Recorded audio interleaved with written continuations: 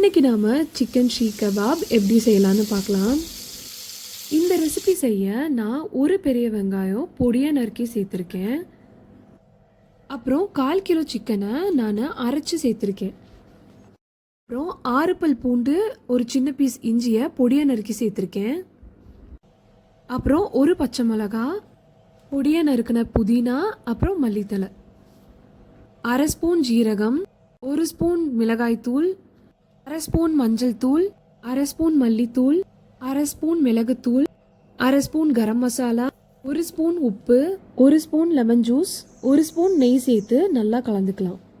அடுத்ததாக ஒரு wooden skewer வச்சு நம்ம ரெடி பண்ண சிக்கனை இப்படி ப்ரெஸ் பண்ணி எடுத்துக்கலாம்.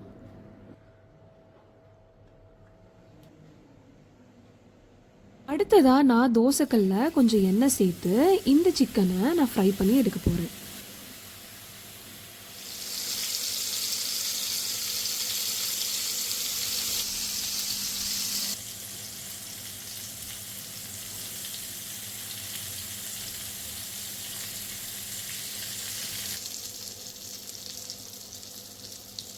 இப்போ நம்ம சிக்கன் ஷீக் கபாப் ரெடி ஆயிடுச்சு.